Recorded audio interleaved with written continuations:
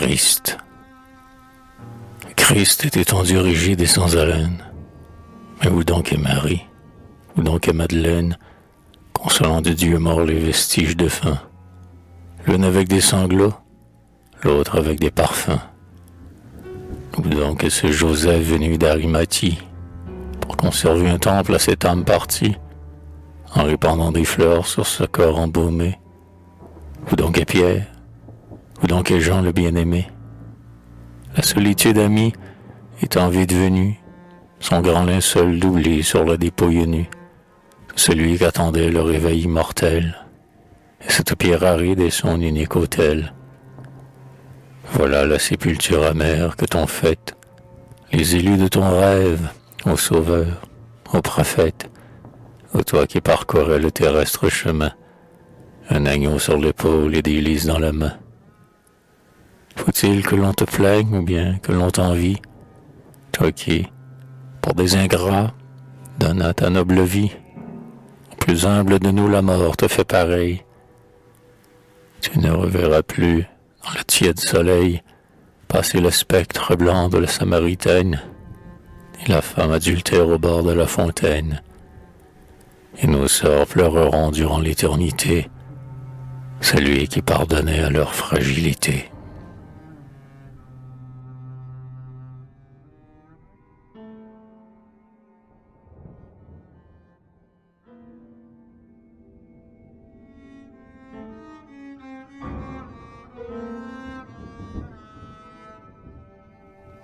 L'idylle, sérénité des temps où j'aurais voulu vivre, calme des bois profonds dont le parfum m'enivre, dans le souffle lointain des âges révolus.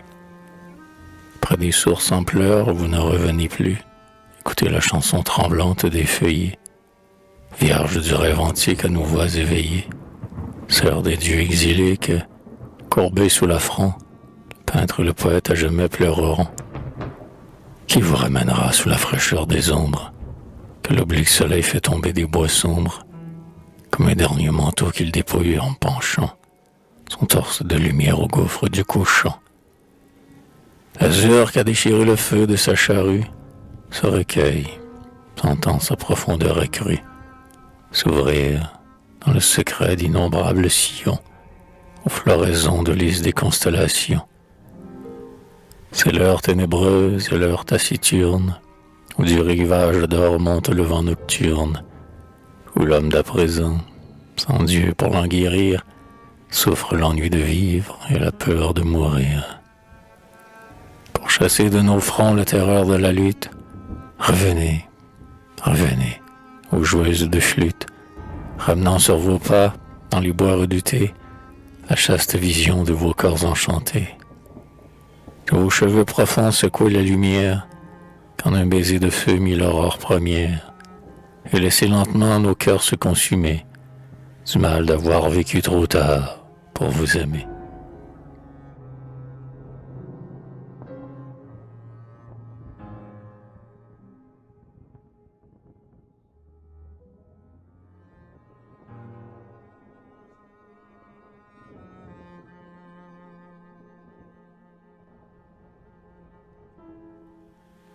Les naïades. Au bord de l'eau qui rêve et sous le ciel qui dort, à l'urne des forêts buvant l'ombre épanchée, les naïades en cœur, troupeaux mortels cachés, tordent au vent léger leur chevelure d'or. Allez voir l'eau sourit, le ciel se recueille, sentant d'un jour nouveau s'emplir leur double azur, dans les yeux doux éclairs des filles au front pur, enchantement des bois sur leur tête et ses feuilles.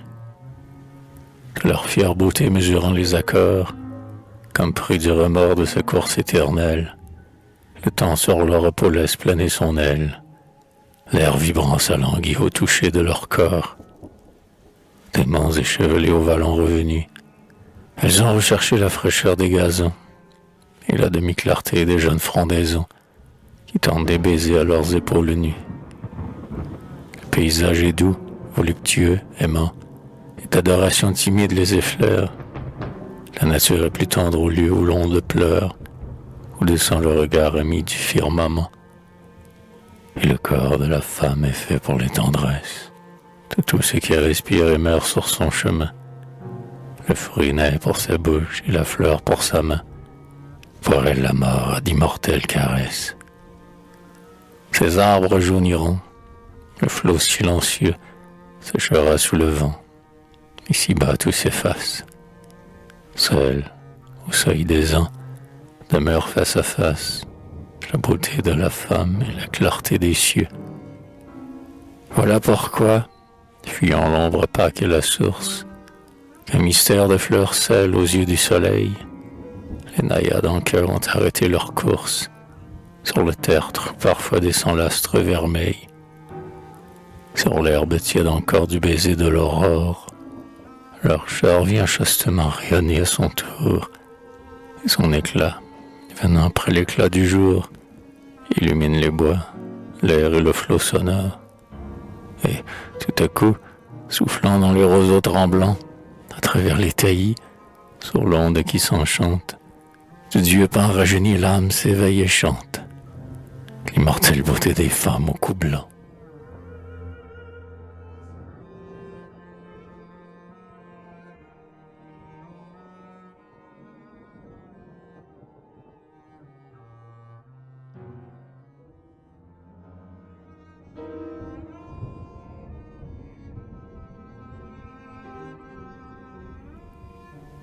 Silène.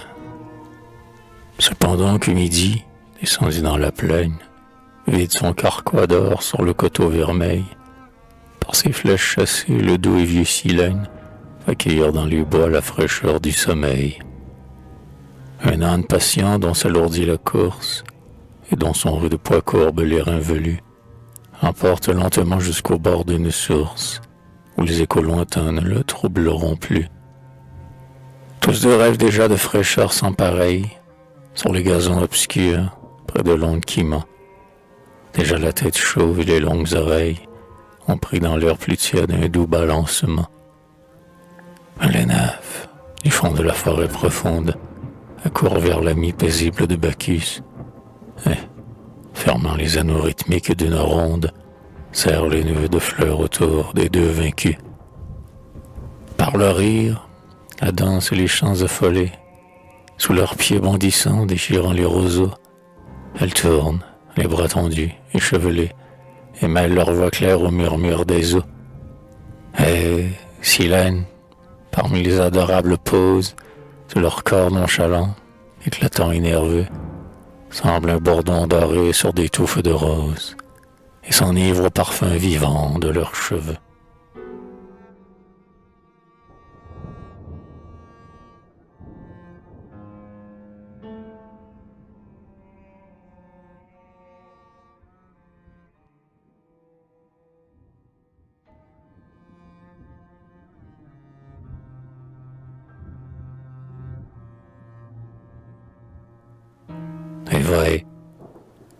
Et vrai, c'est le temps où la vigne blessée, d'un sang jaune et fumant teint le coteau vermeil, et, du voile flottant des brumes caressées, cache ses flancs meurtris au baiser du soleil. Et vrai, c'est le temps où la chanson du cuivre sonne sur les chemins l'appel des vendangeurs, où le vin tiède encore dont leur foule s'enivre fait les vieillards, les jeunes songeurs. Et vrai, c'est le temps où les filles robustes, sous les jours amortis où l'automne s'endort, jusqu'au tronc noir des cèpes penchant leurs nobles bustes, font pleurer sous l'acier la grappe aux larmes d'or. Et vrai, c'est le temps où descend sur le monde l'oubli des jours mauvais et des tristes amours, jusqu'au sein patient de la vigne féconde, l'homme boire à la paix le rêve toujours. Et vrai, c'est le temps où passe sur la terre Bacchus, des cieux mortels nous montrant le chemin, assis au flanc rayé d'une jeune panthère, et fouettant l'air sonore un tierce dans la main.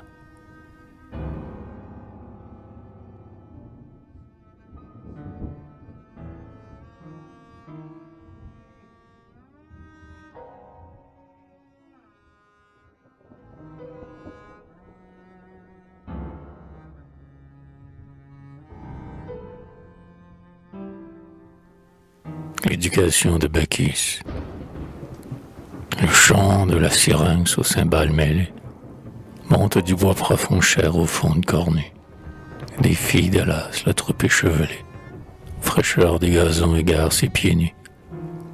Sur leurs bouches vermeilles et leurs épaules blanches s'épanouit l'honneur d'un éternel printemps. Cependant, qu'en fruit d'or, l'automne rit aux branches, ensanglantant les bras lassés des cèpes flottants. Dans un taillis très clair, au bord d'une fontaine, près d'un enfant debout, les porteurs de pipeaux, posant le buis troué sur sa lèvre incertaine, lui montrent l'art sacré d'appeler les troupeaux, de déployer au vent les ailes de la danse et de chanter l'amour en rythme languissant. Les nymphes, de leurs doigts, lui marquant la cadence, goûtent une langueur secrète à ses accents. Sur le sable, tout près, la panthère charmée, ses yeux étoilés laissent mourir l'éclair. Et, sous l'adieu du jour, la nature pâmée boit une ivresse étrange aux caresses de l'air. C'est que l'enfant chanteur, sur sa flûte sonore, dilatèrent domptés les hommes vaincus par les vignes de feu dont trace sonore, que cet immortel est le divin Bacchus.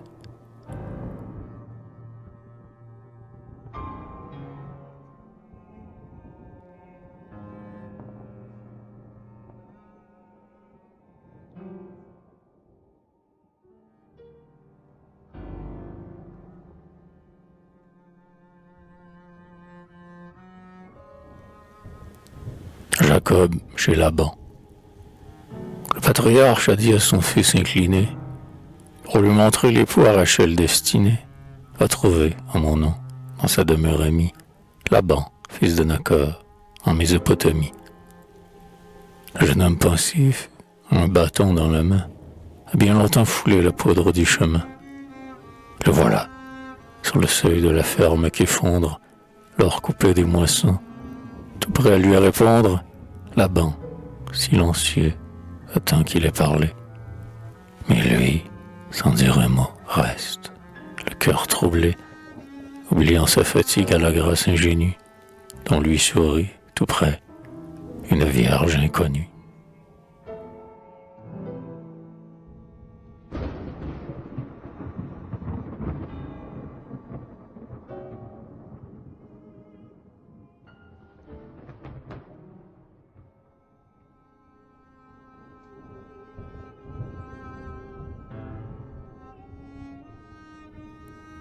Le jugement de Paris.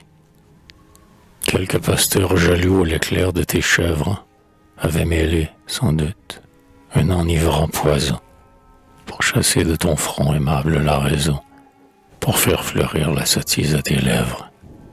Ô jeune homme qui, fier de ta virilité et des regards furtifs dont, sous le bois humide, te suit la nymphe ardente ou la vierge timide, ose, d'un prix mortel, honorer la beauté.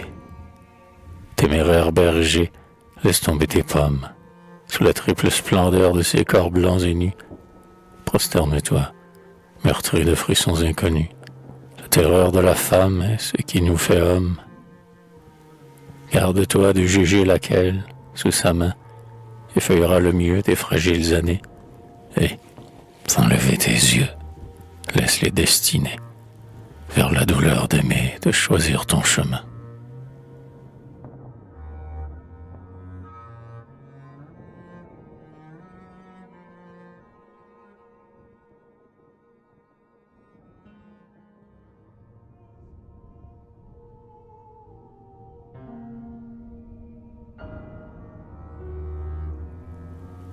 Sur 3 toiles de feuilles en parent, la Parisienne à Cancale.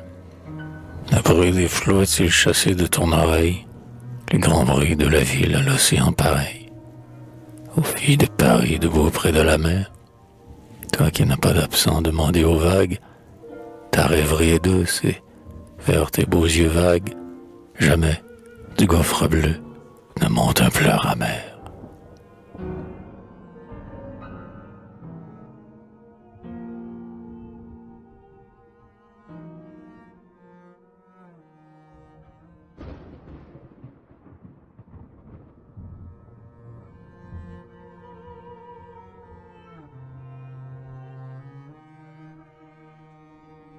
les Cancalaises. Les hommes sont partis, sur le bord de la mer, jusqu'à l'heure où viendront s'y pencher les étoiles. Les femmes resteront, leur doigté se détoile, mais leur rêve, tantôt charmant, tantôt amer, suit dans l'azur profond l'aile blanche des voiles.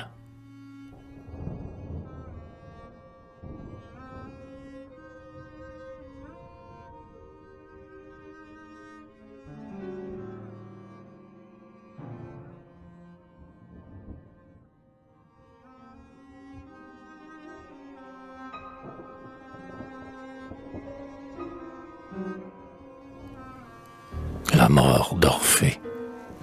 Sous le tierce qui vole et le cuivre qui tonne, Orphée est étendu, les ménades en cœur, comme une grappe mûre échappée à la tonne, foule en bondissant sous leurs pieds nus son cœur. Et son chef, que brandit leur caprice vainqueur, semble un astre sanglant sur l'or d'un ciel d'automne.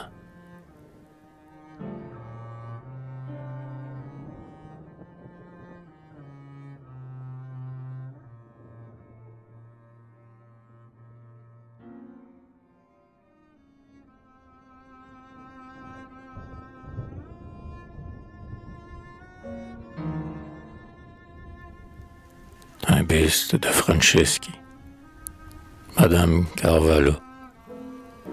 Dans le paras entier qu'ont vécu, consacré, les vierges des dieux, la gloire et la beauté, et ces nobles flancs, leur immortalité, traversent l'océan des vents et des contrées.